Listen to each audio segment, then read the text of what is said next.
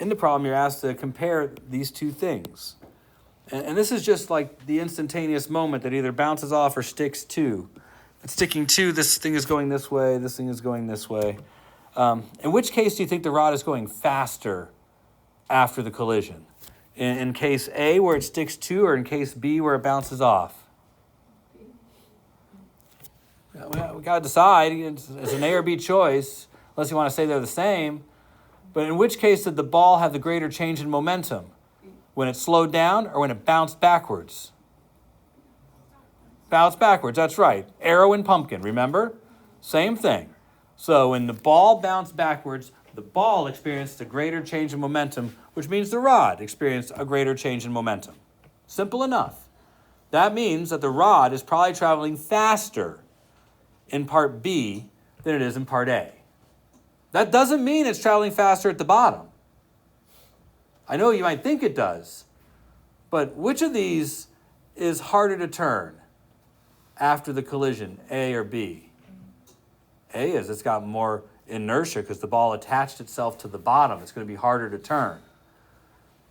But it also has more gravitational potential energy because the ball is going to travel all the way to the bottom, but in the one on the right, just the rod is going to travel, and the center of mass of the rod is here.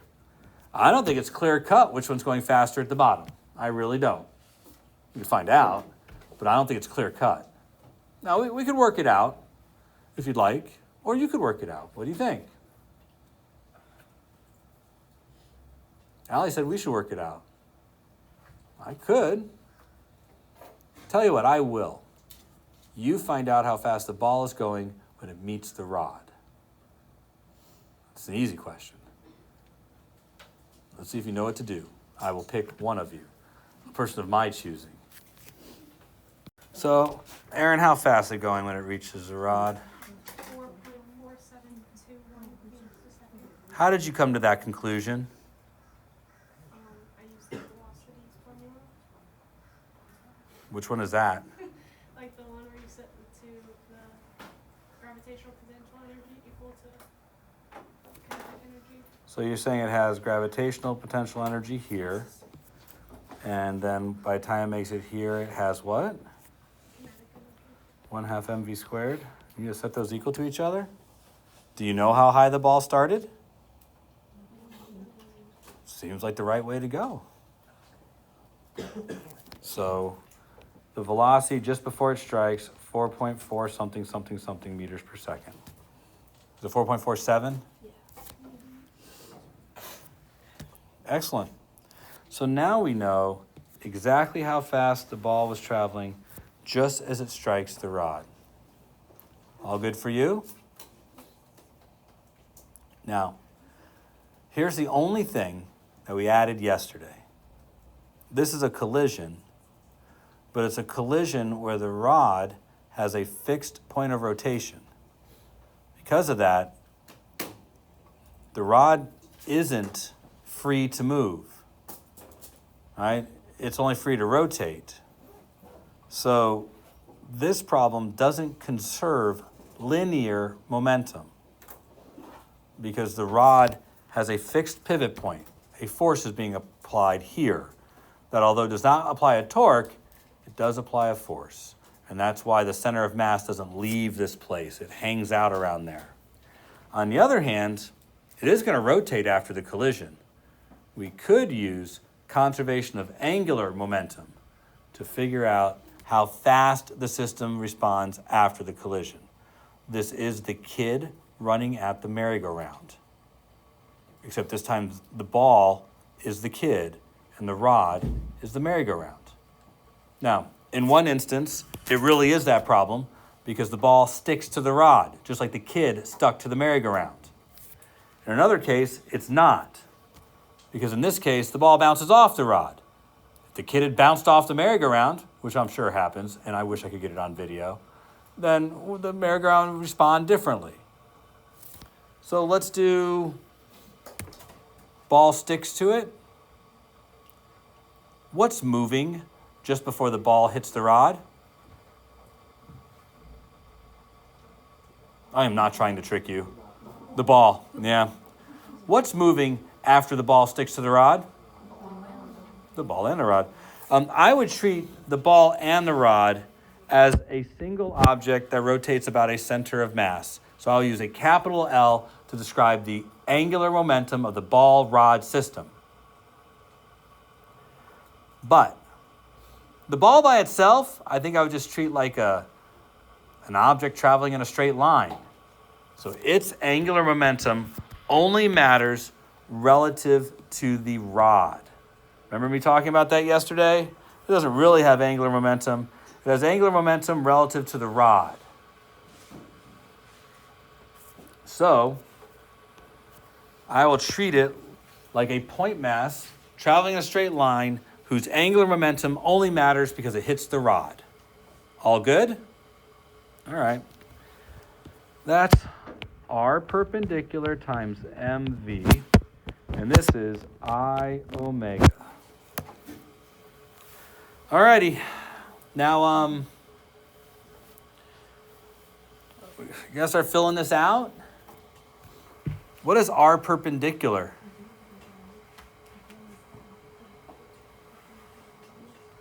What's that? Good, Aaron. Give it a shot. The radius when it's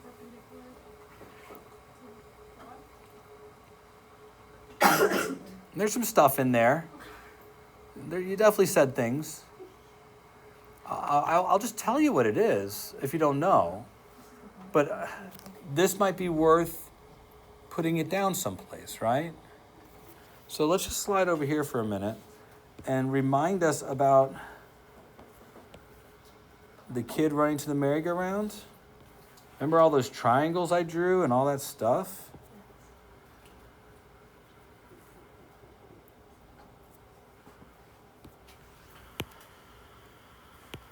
So if the kid is running towards the merry-go-round, right, then he's going to be running like this. This red line represents R. If he passes the merry-go-round, he just goes in that straight line, right? But this red line is R.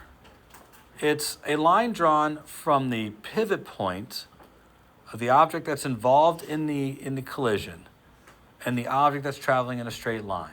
As I said before, R is getting smaller as the angle's getting bigger, right? Now, eventually, the kid jumped on the merry-go-round, and that just happened to happen when the R was at its smallest, right?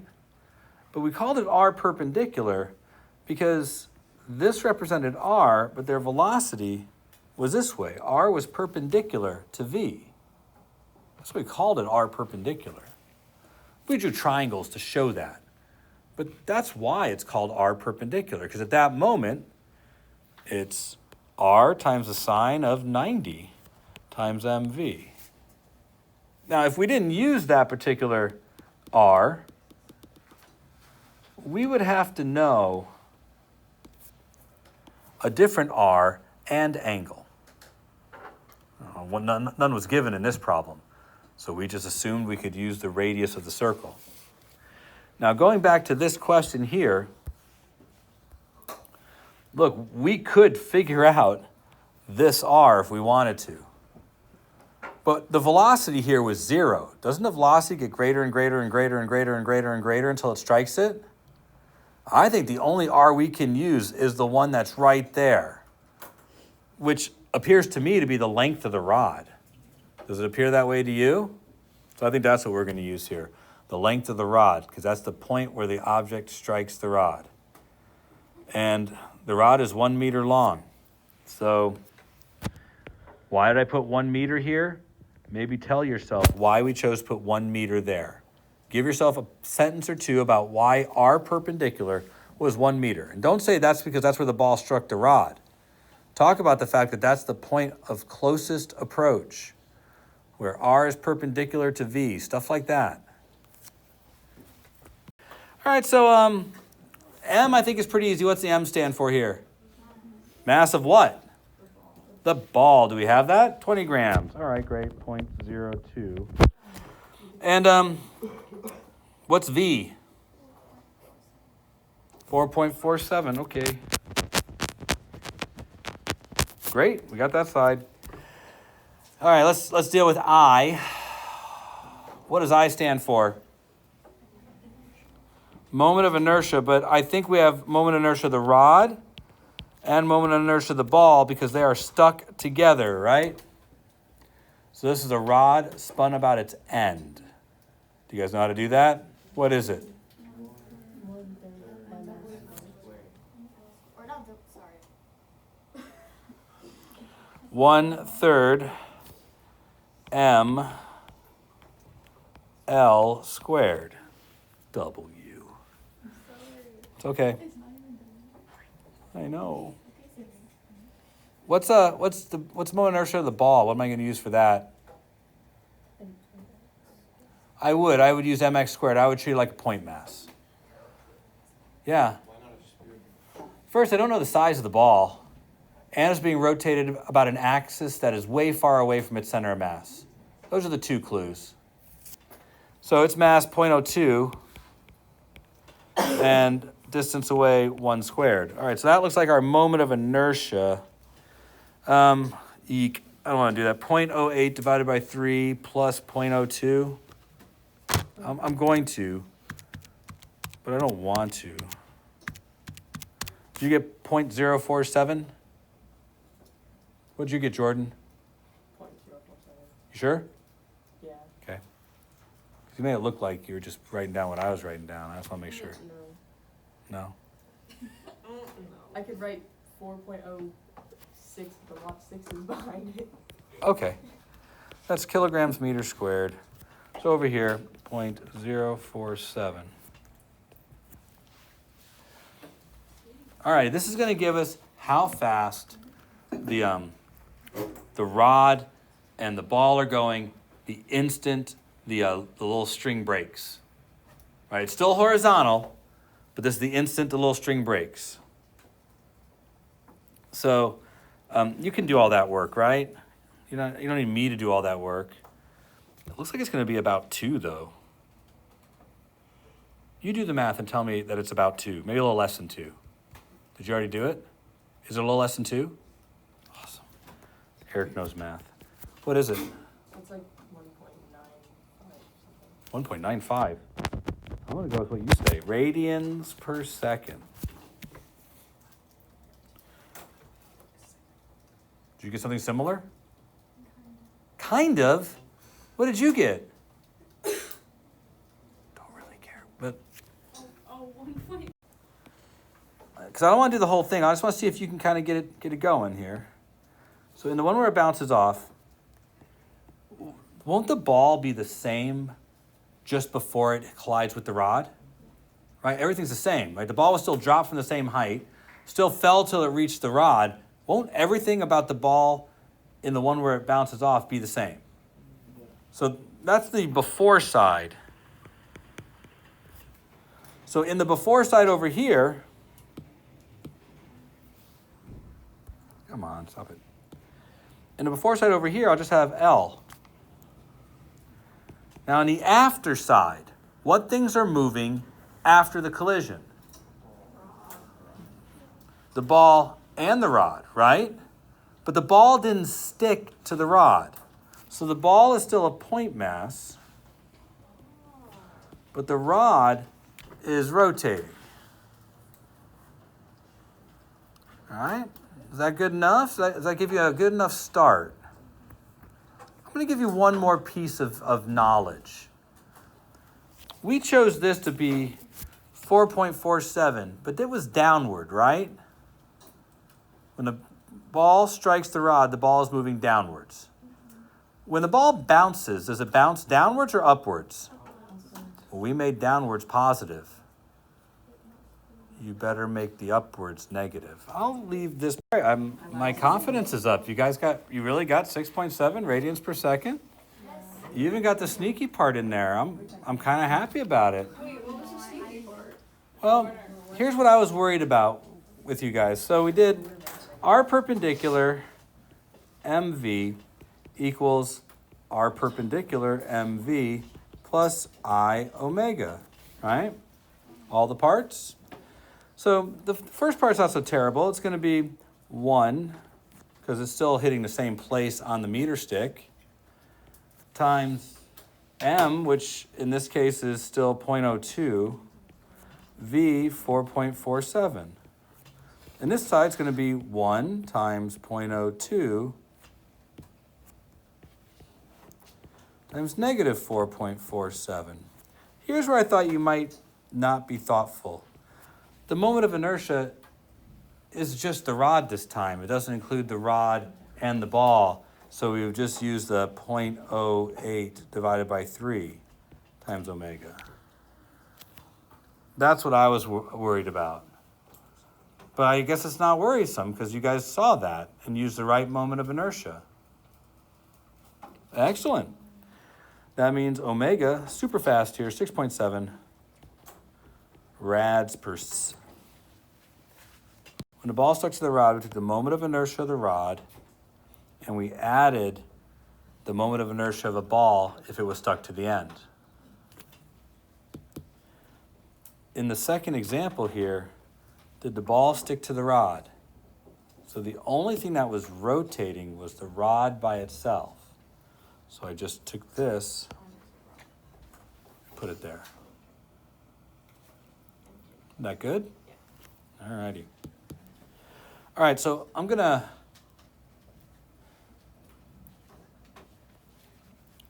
get all that out of the way. We're in another portion of the problem. The problem is now about the rod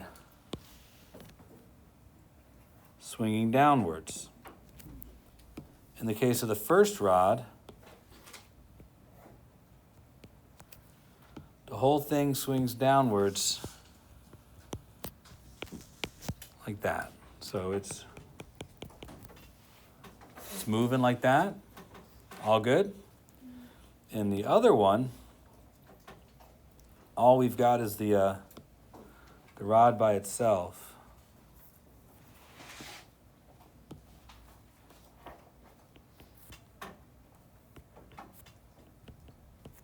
The ball just went off someplace else. We're trying to figure out which one's traveling or what the speed is at the bottom. What kind of problem does this look like to you?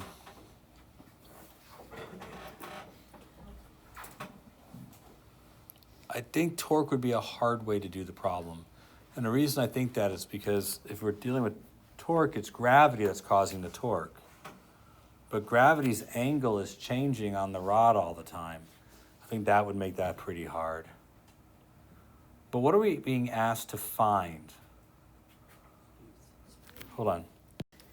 We're being asked to find a velocity, right? That's what they say. How fast is it going at the bottom? What are the best ways to find stuff about speeds? Of our big things, is forces the best way to find speeds? What are forces good for finding? They will find relationships, but in the end, they can only tell you two things. What two things? Go ahead. Yep, an acceleration and a force. Torque's the same way. It's good at finding stuff, good at making relationships. At the end of the day, all I can find is an acceleration and a torque. Do we want an acceleration or a torque here? No, we don't. So we want something that tells us velocity. We know collisions tell us a lot about velocity, but after the collision occurs, is there another collision after that? No. So start asking other questions. Does the object change height? Yes. What other things do we usually use when something changes height?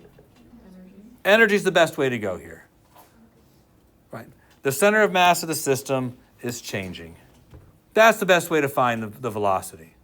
It's not going to be easy, though.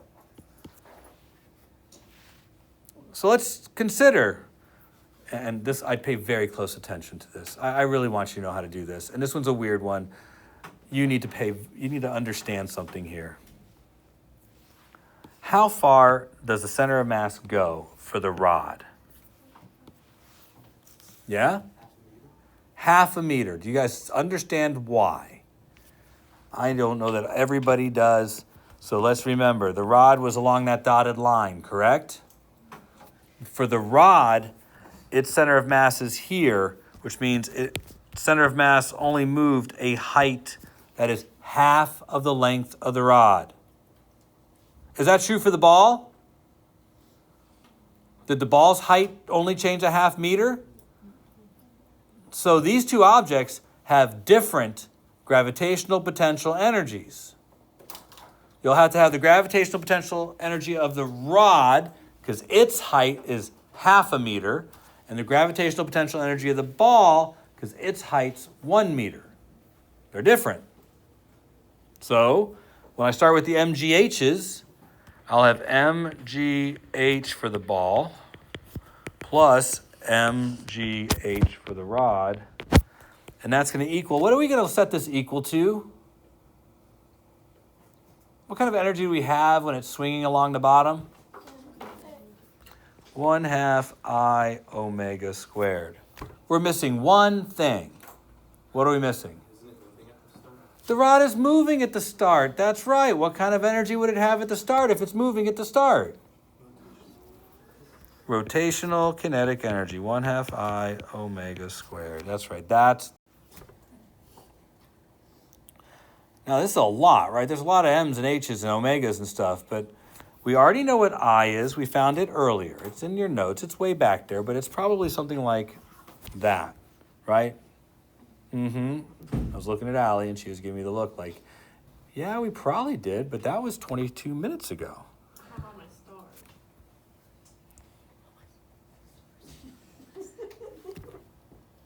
My side note.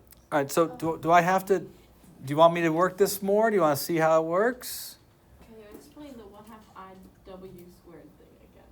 Which one? There's two of them. The one that we're adding.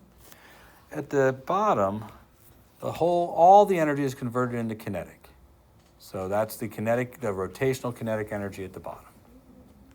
This is the fact that when the ball hits it, the whole thing has a velocity of 1.95 radians per second. That means the system has kinetic energy at the top too, which is going to have more at the bottom because it also has gravitational potential energy at the top. So, all right, let's start with the kinetic energy. It's 1/2 times, we need the I from up top. What was it? 0.047? 0.047. And we need the angular speed after the collision. What's that? 1.95 squared. All right, let's do the ball next. What's the mass of the ball? 0.02. What's G? What's H for the ball? How much does the ball's height change? The ball's 1 meter, right? Because the ball's at the end of the rod. What's the mass of the... I gotta move this thing out of the way. What's the mass of the rod?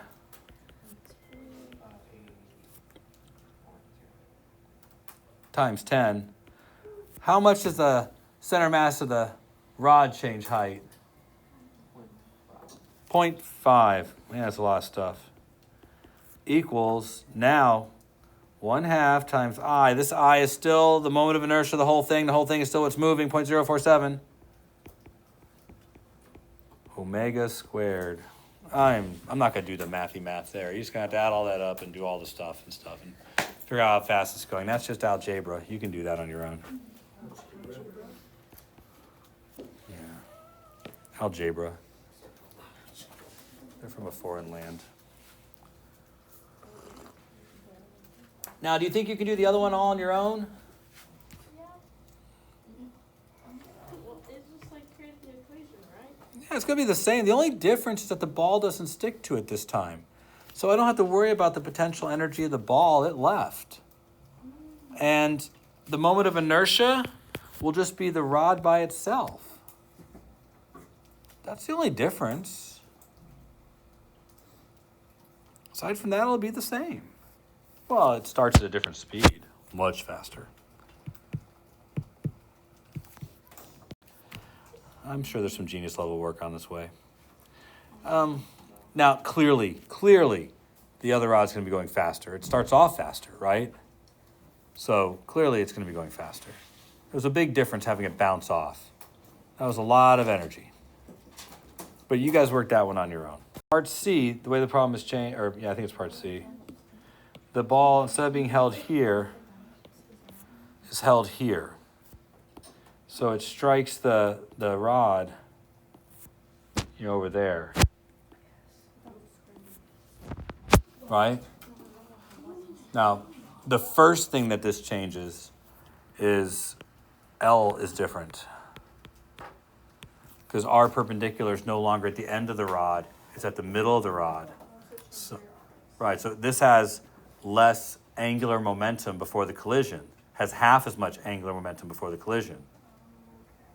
In fact, keep in mind that if we had taken this from the very beginning and dropped this just right above the pivot point, it would have no angular momentum. The system wouldn't rotate at all. We get more angular momentum the further along the edge we go. So automatically, the ball starts with a lot less angular momentum if we drop it at the middle. Now, it will have less impact on the moment of inertia too, but I think the impact is really bigger that there's no angular momentum or less angular momentum as we start moving it to the other side. This is 0.02 times 4.7, right? So I get 0.0894 plus 0.0894, because I'm going to add this to the other side, and they're the same, equals 0.08 over 3 times omega.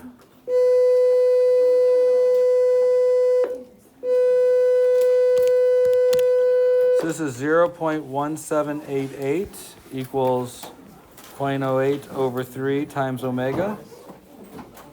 Yeah, that makes sense. I don't understand why. So this is 0.5364 equals 0.08 times omega.